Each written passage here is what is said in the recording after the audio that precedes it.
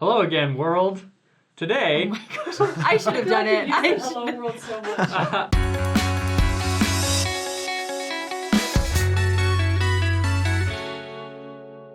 This is Tanner. Tanner's going to share his story with us today. He's a convert to the Church of Jesus Christ of Latter-day Saints, and he runs a YouTube channel that's kind of similar to ours.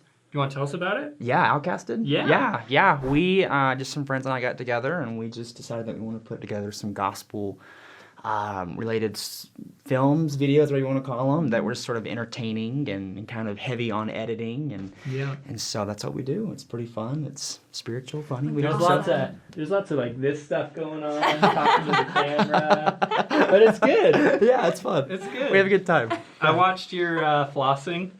Today. Yeah. Actually. Yeah. It's on point, right? Yeah, I mean, Come on yeah. now. Come His on. flossing. Oh yeah, I this? totally. Yeah, it's this. Where did you watch him do flossing? On his channel. Oh, like in one of your videos, or that's the whole video? On the intro of one of the videos. Oh, okay. Yeah. I'm like, if you did a whole video on that, then... No, not on flossing, I promise. I'm not that good. So if you're wondering what flossing has to do with the gospel, Go watch Outcasted. go Yeah. watch Outcast. It's a fun time. So tell us about yourself. Where are you from? What's your background? How are you here in the church nowadays? Yeah, so I am originally from Yadkinville, North Carolina. Long way away. You probably never heard of it. It's like this big. And born and raised Southern Baptist. Found myself growing up believing that anything outside of the church is you're kind of going to hell a little bit. And I got to high school. And first off, I'm a huge sports fan. Okay. Humongous sports fan, like Yeah. beyond word sports. And Sports. and so I got to high school. I was Yes. hoping to make the varsity team. Okay. In basketball. Basketball? Basketball, yep. Okay. And I got into a lot of trouble and I got cut. Uh-oh. I got cut, and it just broke me. And then my principal put me in theater class. Nice. No. That's what I'm talking about. So you were not Theater. enthusiastic towards No, theater. see, I got in trouble, and so therefore my punishment was like being put into a separate class. No. right? my God. I have seen this movie. This is a walk to remember. Really? I have seen this. David, I love that movie. Have you read the book? No, I haven't, but it is book one is of the so 3 good. movies that I have cried in. I will admit, I love A Walk to Remember. So I got put in a theater class, and obviously, like as a jock, that's not kind of what you do, and I just fell in love with it.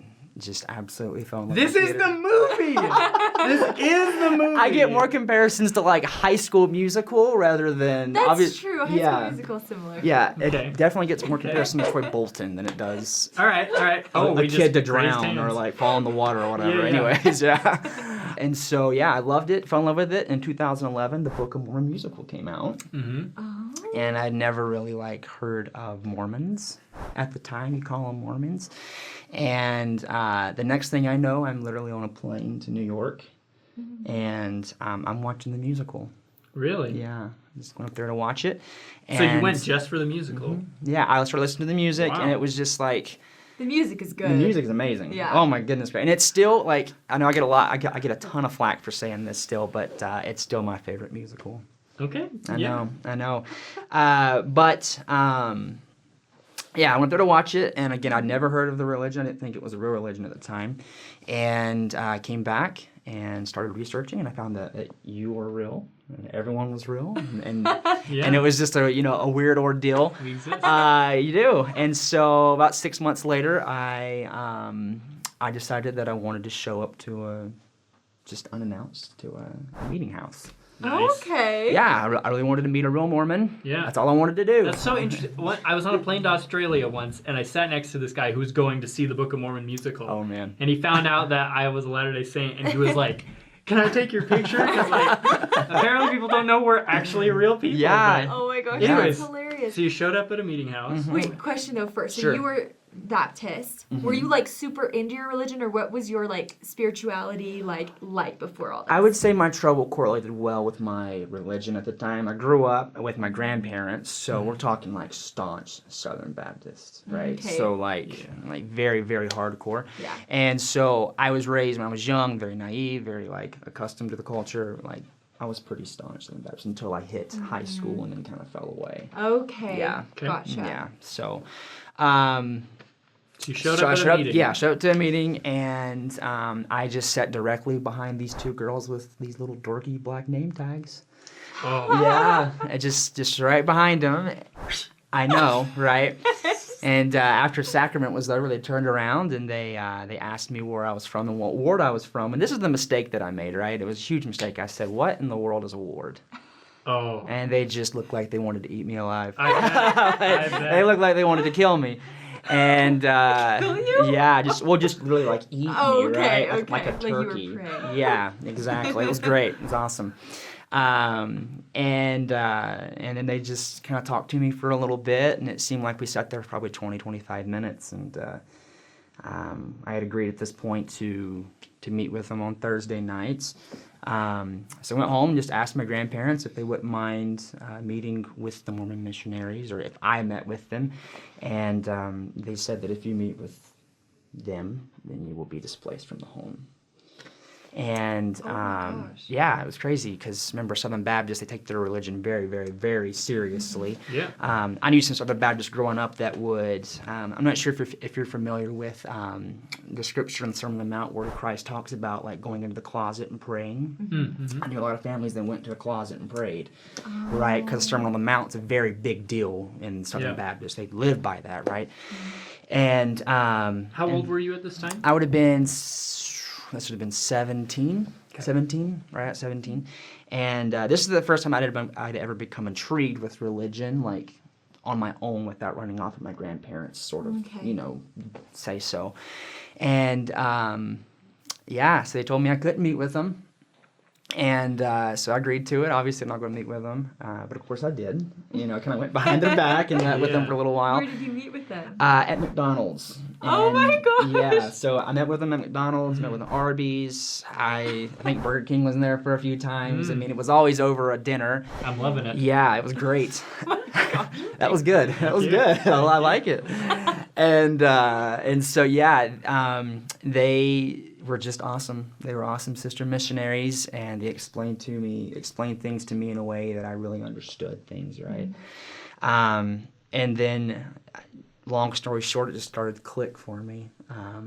I went into it. I had a bad tobacco issue. I was a big partier, alcohol, marijuana, and all of it. I was very much a part of it. Tattoos, it was just, it was sort of lifestyle that I was living at the time. And but as soon as those sisters, and like everyone asked me, like, what was the moment that everything just sort of changed? I don't know. I think it was just a culminating. It was just an overarching meeting with them one by one, day by day, and it just kind of became more transparent to me that the gospel was true.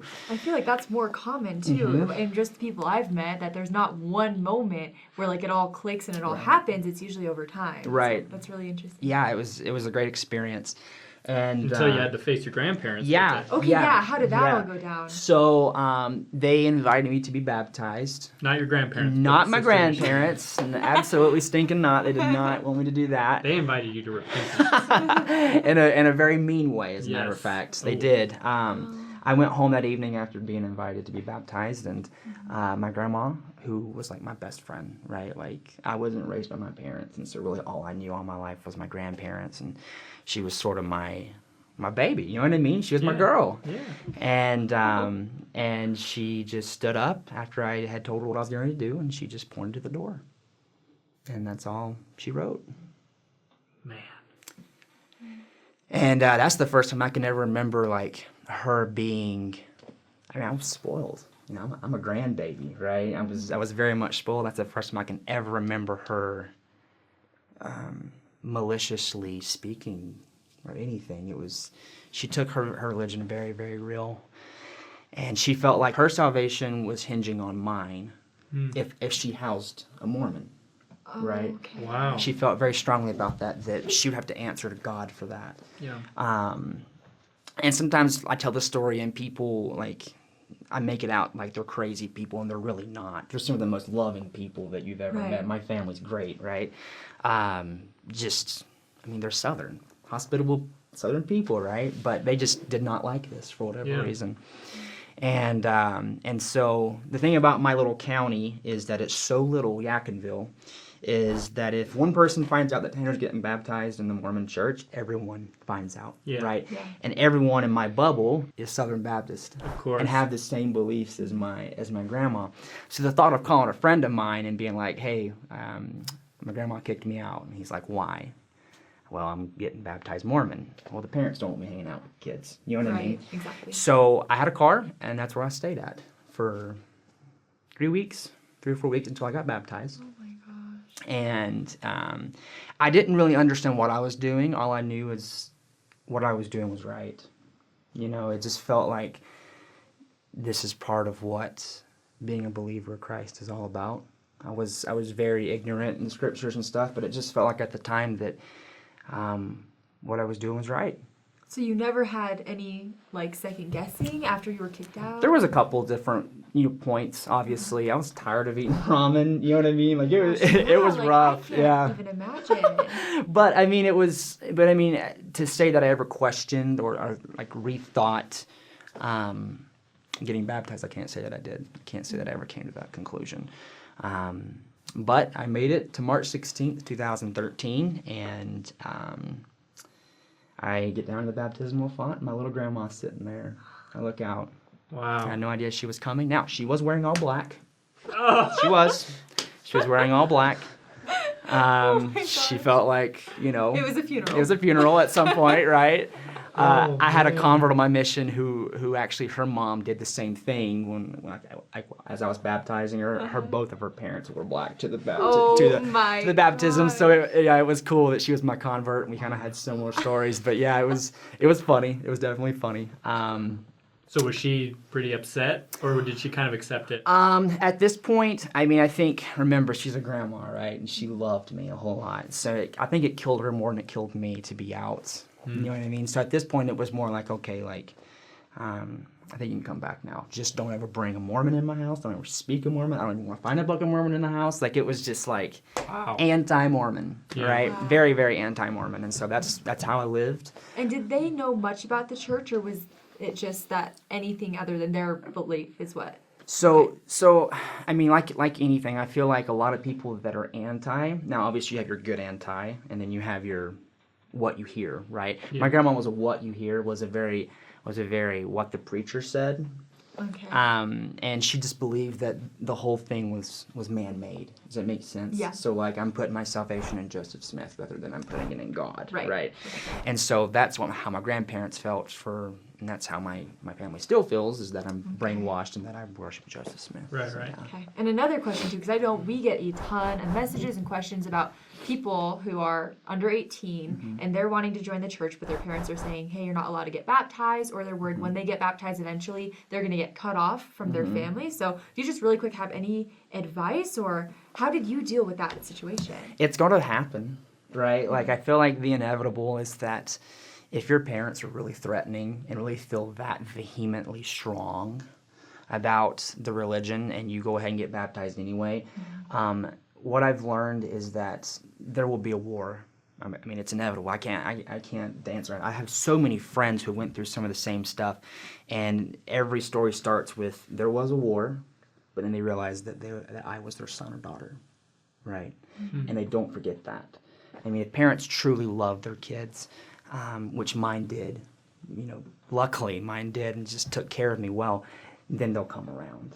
And it might seem hard in the middle of it, and you might question what you're doing, but you will definitely, they'll come around. Cool. I have faith in that, so. So then you were baptized and you got to move back in. Mm-hmm. And so you finished up high school, and then what? Yeah, so I finished up high school, and I just really wanted to go on a mission. Mm-hmm.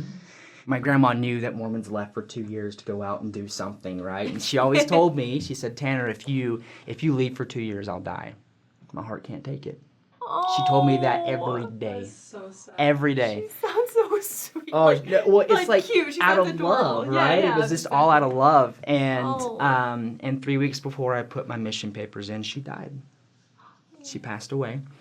And Oh. and you asked me earlier if I ever questioned what I was doing. I feel like that was the moment that I was like, holy Hannah, like what am I doing? You know what I mean? Like it was rough. But then, let's see, she died November, and then about a month later, I got my mission call to Argentina.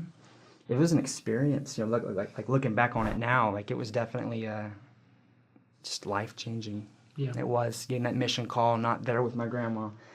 You know, it was different. But yeah, I went out to Argentina. I got sick. I went home. I got recalled to the Washington Kennewick mission. I got sick again. Went home. I'm from Hermiston. Oh, are you really? I am. Really? So I came home twice, and then I went back out on my mission, and I broke my ankle, and then I went back home. Sheesh. Oh my goodness. Yeah, and then I went back out a fourth time, and then I finished. Back to Kennewick? Back to Kennewick. All three. So 3 times in Kennewick, once in Argentina. Yeah. Wow. So I thought it was because you're from Yakko, what? Yakinville. Yakinville, Yeah, and Yakinville. you were probably near Yakima, Washington. Yeah, it was. It was very similar. Yeah, it A lot of was. yaks in these parts Only of the David world. would like notice that and bring it up. That's cool though. Yeah, yeah, it I'm was sorry great. you had to suffer through, that Oh my part gosh, of yeah. the Northwest. It's- So- Tell us what that Very was dry. like, because I'm sure I know some people who like come home from their mission and they're sick and they just feel like awful and terrible and guilty. So how did you overcome 4 different experiences like that? Yeah, in North Carolina it wasn't as bad because when I first came home, I came home from Argentina, and I've always said this, that I truly believe that it is a location thing, right? The members, the culture. It really, there really is a culture in Utah, and there really is a culture outside of Utah as far as the church is concerned. I believe that, I right? think so too. Because when I came home to North Carolina, like I felt like I was just walking into a teddy bear. Everyone just wanted to love me. You know what I mean? Like it was awesome. Yeah. So I went to North Carolina and then Kennewick, and then I went back to North Carolina and then to Provo. I moved out here. It was definitely a different, like my ward. It was definitely a In different Provo? feel. Yeah. Yeah. Oh yeah. It was definitely a different feel. Like just, it seemed like I would tell a girl that I didn't finish my mission, and it was just. Lost interest. Yeah, immediately. and then on top of that, like I got tattoos flaming everywhere, and it's just, you hear my accent, and it just wasn't a very good fit for a lot of girls, and I just felt like I was, I don't know, the good word would be judged. Yeah. Yeah, We're good at that here Yeah. in Utah. it can be, but there's a lot of Yes. good people in Yeah. Utah. There's Yeah. a lot of great Yeah. people here in Utah. It's a different culture. Yeah. You know, so coming home, I think it was just more of. Like I said, it is a location thing. Like depending on where you go, it's hard to speak for coming home because everyone has different experiences. Because I got the best of both worlds. I really did. I came home to just this loving ward, and then I came home to this like bitter ward. You know what I mean? So Yeah. I had both experiences Okay. for sure. So after your mission, you moved out to Provo. Yeah, so my mission president, he actually said, Tanner, I don't feel like moving back to North Carolina is the best for you at this point. You're finishing your mission. And he told me he wanted me to move to Provo. He's like, don't go back to North Carolina. And I moved out here. And yeah, so now we're here. So it's been good. Oh my gosh, okay. Yeah. You like say it like no big deal, but I'm like, that was the craziest story ever. Yeah, it's been And the good. journey continues. Yeah, it does. Yeah, Right so on. what are you doing now? So I met a really good girl I'm dating right now. Yay. Yeah, she's also a ginger. It's a weird Oh, little mix. good. I know, right? We No, just- that's perfect. trying to There get needs to together. be more gingers in the world. I know, and They gingers need to shouldn't date breed. gingers. I believe. I really do believe so they can So too. reproduce more gingers. Yes, no, I love her Yes, hair. I think it's great. beautiful. I'm dating. I'm at work. I'm restarting school up this summer, and I'm running Outcasted. Me and my team are putting together these videos, and I'm doing a lot of speaking. Cool. So, like next week, I'm going to Vegas, and then we're going to Canada and Bama Wow. and Arkansas, and Kind of based on your conversion story. Mhm, Gotcha. yeah. Sweet. so yeah, it's fun. Hey, been well, good. and so since you are convert, like, where are you now with your like progression in the church? How are you feeling about everything? Yeah. So for the longest time, I never struggled with the culture. I mean, like I know people who really do, and obviously I was sort of engulfed into it. I got treated sort of poorly at first, but as far as like my progression in the church, I would not be who I am today without it, and I stand by that. Like you can show me, like the best anti in the world can come show me the most convincing stuff, right? And I've always felt strongly that the gospel has just changed me incredibly. You know, I quit dipping, I quit alcohol. I mean, you could see I've been different places, and it's who I am today is nothing of who I was 6 or 7 years ago. And I credit that all to the gospel. And I still have questions. I still learn. I'm still kind of getting better, and I make mistakes. But I think if people can just grasp the concept that we're never going to be perfect in this life, and we're never going to have a perfect knowledge of the gospel, if we can just continue getting there and understand that we're going to fall, then I think the gospel is a lot easier at that point. And allowing it to keep on changing us. Yep, absolutely. Right on. Yeah, thank you so much for coming on. Yeah. That was an incredible story. Be sure to thank Tanner in the comments. I know that will probably help a ton of you guys here in similar situations. So thank you. Thank you. Subscribe to the channel. Go check out Outcasted. Subscribe to his channel. I'll have and, all linked below. Yep. All his stuff. And we'll see you guys next time. Have a great day. Bye.